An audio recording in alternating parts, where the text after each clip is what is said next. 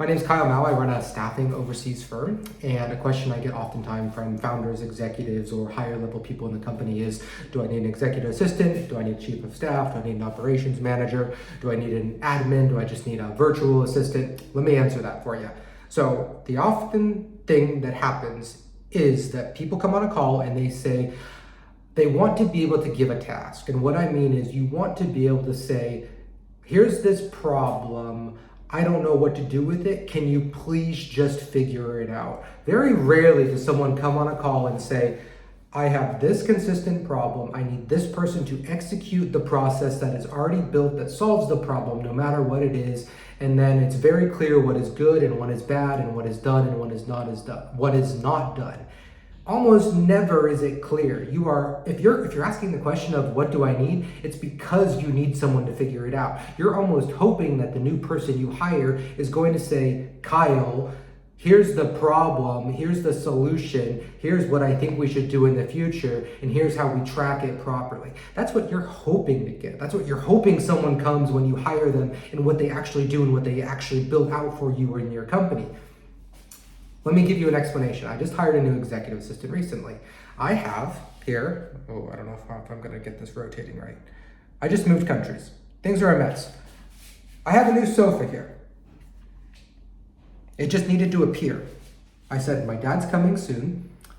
He has nowhere to sleep. He needs to be in my office. I need a tasteful sofa that I can live with in my office, that occasionally I could maybe shoot videos on, just to make this problem go away.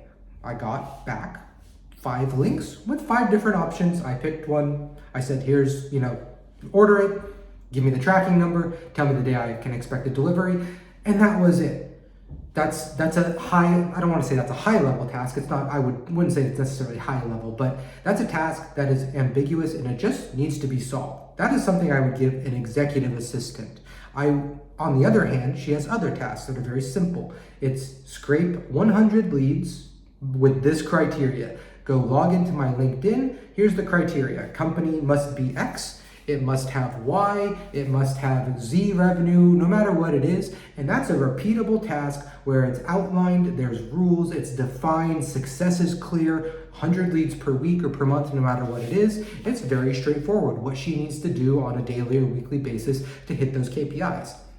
And that's for an executive assistant. So I hired a person who I give the ambiguous stuff like figure out this couch and also give the repeatable stuff. And that's what I would expect an executive assistant to do. The problem is most people hire the lower level person, the admin, the virtual assistant, while expecting the judgment and the ability of the higher level person. And that's where it all breaks. So ask yourself this, where are your tasks falling? Are they falling into repeatable, simple, there is a process kind of category, or is it falling into I have no idea what to do, can you please just figure this out for me category? Because those are 2 completely different hires, and what most people do is they hire the typically less expensive one, and oftentimes it is a budget issue. They hire the less capable person who is more entry level and ask them for the judgment of the higher level person. And you can probably figure out where that usually ends. It usually ends fairly badly because then they are expecting more out of a entry level person or a junior person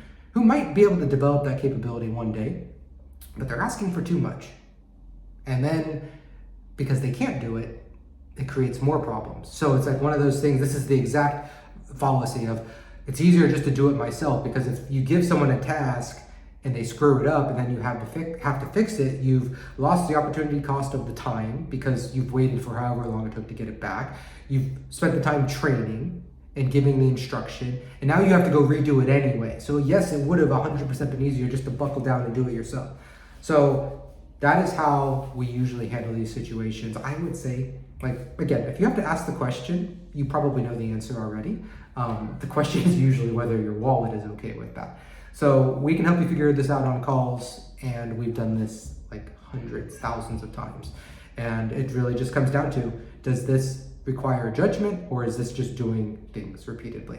And also, how much of the workload is each one? That's really important too. I always say, try to fill half a day, especially for junior admin roles.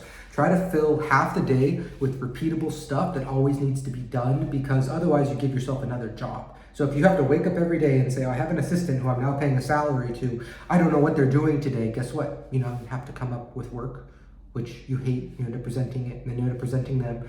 It's a very, very bad cycle. So anyways, if you are asking yourself this question, do I need like an EA, do I need a VA, do I need a chief of staff?